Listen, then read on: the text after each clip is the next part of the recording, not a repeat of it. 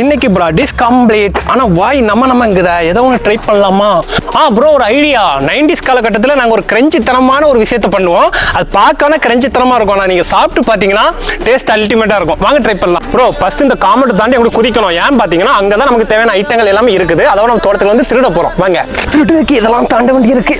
கடவுளே என்னடா கால் வலிக்குது கைஸ். வாங்க ப்ரோ ஃபர்ஸ்ட் வந்து நம்ம ஒரு கொய்யாக்கிளையை தான் திருட போகிறோம். பார்த்து திருடுங்க. இல்லை நீங்கள் எப்படி திருடணும்னு பார்த்தீங்கன்னா இந்த மாதிரி இலையை திருடாதீங்க. இந்த மாதிரி மொன்னி இலையை ஒரு 4 இலை அல்லது உங்களுக்கு தேவையான 5 இலையை நீங்கள் பிடுங்கிக்கோங்க. இந்த மாதிரி ஒரு மொன்னி இலையை பறிச்சுக்கோங்க. இன்னும் கொஞ்சம் உங்களுக்கு டேஸ்ட் வந்து கிரஞ்சியாக இருக்கணும்னா இதே கொஞ்சம் விளைஞ்ச இலையா ஒரு 2 இலையை பிடுங்கிக்கோங்க. அடுத்து இன்னும் உங்களுக்கு கிரஞ்சித்தனமாக இருக்கணும்னா இந்த மாதிரி நல்லா விளைஞ்ச இலையை ஒரு 2 இலையை பிடிங்கி வச்சுக்கோங்க. இப்போ எனக்கு தேவையான 6 இலையை நான் பிடிங்கிட்டேன். இது வந்து நல்லா கழுவணும். இயற்கையான முறையில் நம்ம கழுவ போகிறோம். உங்களுக்கு இந்த மாதிரி தண்ணி வருமானு தெரியல, ஆனால் எங்கள் ஊரில் இந்த மாதிரி நல்லா போகும். இந்த மாதிரி கழுவிக்கோங்க சரிங்களா. நமக்கு தேவையான கொய்யாக்காய் இலை ரெடி. அடுத்து வாங்க ப்ரோ. அடுத்து வந்து நமக்கு தேவையான இதுமாதிரி ஒரு வாழை இலை சரிங்களா. இந்த மாதிரி ஒரு சின்ன வாழை இலையை திருடிக்கோங்க. நமக்கு தேவையான வாழை இலையை ரெடி பண்ணியாச்சு. இந்த ரெண்டுமே நமக்கு போதும். தேவையான இதே லைட்டாக கழுவிக்கோங்க. இயற்கையான முறையில் கழுவியாச்சு. அதுங்க தண்ணி ஒட்ட மாட்டேங்குது காய். ஹே இது ஒரு கண்டுபிடிக்குது. இலையில தண்ணி ஒட்ட மாட்டேங்குது. சரி வாங்க இனிமேல் நம்ம ட்ரை பண்ணலாம். காய்ஸ் நமக்கு தேவையானதெல்லாம் வச்சுக்கிறமாக திருடியாச்சு. இனி வேலையை ஆரம்பிப்போமா? ப்ரோ டேஸ்ட் ஓரளவு இருக்கணும்னா நல்ல நைஸ் இலையை வச்சுக்கோங்க. ஓரளவு முரட்டுத்தனமாக இருக்கணும்னா செகண்டரி இலையை வச்சுக்கோங்க.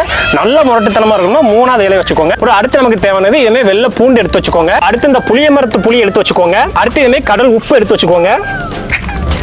மேட்ரு முடிஞ்சிச்சு ப்ரோ. இந்த மாதிரி உங்களுக்கு தேவையான அளவு வெள்ளை பூண்டை உரிச்சு வச்சுக்கோங்க. ப்ரோ அடுத்து புளி உங்களுக்கு தேவையான ஒரு 2 பீஸ். அதுலேயே நிறைய பீஸ் இருக்கும். அதில் உங்களுக்கு தேவையான பீஸ் ஒரு இதுக்கு ஒரு பீஸ் வச்சுக்கோங்க. ஃபர்ஸ்ட் நைஸ் இலையை எடுத்துக்கலாம். எடுத்து அந்த காம்பு உரிச்சு தூர போட்டுட்டு இப்போ ஒரு புளி எடுத்துட்டு அதை லைட் அப்படி ஓப்பன் பண்ணிட்டு அதில் தேவையான ஒரு பூண்டை உள்ள திணிச்சுக்கோங்க. இதை இப்படி இலையில வச்சுக்கிட்டு நெக்ஸ்ட்டு கொஞ்சோண்டி உப்பு சரிங்களா. கொஞ்சோண்டி உப்பு வச்சுக்கோங்க. அவ்வளோதான். இதை அப்படியே மடிச்சுருங்க. வெத்தலை மாதிரி மடிச்சு வச்சுக்கோங்க. பார்த்துங்க நைஸு மீடியம் ஹார்டு 3 இலையுமே நம்ம ரெடி பண்ணிட்டோம். ப்ரோ நான் அந்த நைஸே ட்ரை பண்ணி பார்க்க போகிறேன். எனக்கு இதுவே போதும். இதை நீங்கள் எப்படின்னா அந்த வெத்தலை சாப்பிடுவோம் தெரியுமா, அதை மாதிரி கடவாப்பல் வச்சு கடிச்சு சாப்பிட்டீங்கன்னா சூப்பராக இருக்கும். ட்ரை பண்ணி பாருங்க.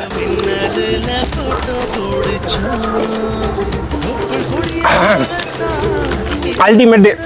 ட்ரை பண்ணி பாருங்க. கூடர் புளி கூடர் பூண்டு சரிங்களா வச்சு ட்ரை பண்ணுங்க. செமையா இருக்கு. டேஸ்ட் எனக்கு ரொம்ப பிடிச்சிருக்கு. உங்களுக்கு கண்டிப்பாக பிடிக்கும். கண்டிப்பாக ட்ரை பண்ணி பாருங்க. உப்பு வேணா மட்டும் கொஞ்சம் தேவையான அளவு வச்சுக்கோங்க.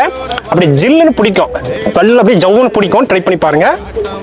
அப்போ பார்த்துங்க 3வது இலை போகுது. அதாவது ஹார்டு போகுது. டேஸ்ட்டு நல்ல கண்டிப்பாக ட்ரை பண்ணி பாருங்க. நெக்ஸ்ட் வீடியோவில் பார்க்கலாம். பாய்.